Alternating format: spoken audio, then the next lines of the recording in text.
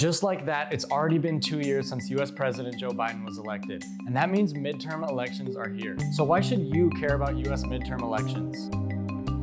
This year's midterm elections on November 8th have been called a test for democracy.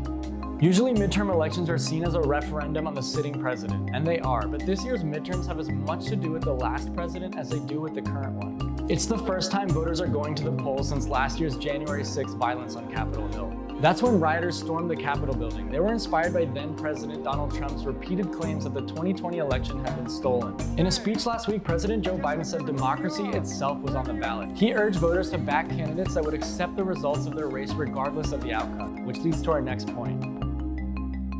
Many Republicans are campaigning on the false claim that the 2020 election was stolen. In other words, they're election deniers. According to the political website 538, election deniers are on the ballot in nearly every state, and they're not just running for Congress. Some are campaigning for other crucial statewide roles like governor, attorney general, and secretary of state. At the same time, the voting process itself may be at risk. There have already been allegations of voter intimidation in some states like Pennsylvania and Arizona. A judge in Arizona issued an order restricting the activities of one group of poll watchers.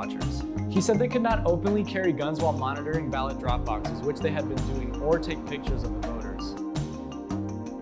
Remember, midterm elections are considered a referendum on how the voters feel about the job the president is doing. But President Biden isn't on the ballot, at least not directly. The midterm elections decide which party will take control of Congress. In the House of Representatives, all 435 seats are up for election. Democrats currently have a slim majority, but analysts expect Republicans to do well enough this week to take control. In the Senate, Republicans and Democrats and independents who vote with Democrats are split evenly 50-50. About 1/3 of the seats are up for election, with the tightest races in Pennsylvania, Nevada, Georgia, and Arizona. The outcome of any of those races could decide who leads the Senate. Even though the president isn't on the ballot, make no mistake, the 2024 presidential election is already underway. President Biden says he plans to run again. But nothing's official. If Democrats suffer huge losses in these midterms, his party might pressure him to step aside. Last week, former President Trump said he very probably will run again. Other candidates from both parties are already laying the groundwork for their own potential presidential campaigns.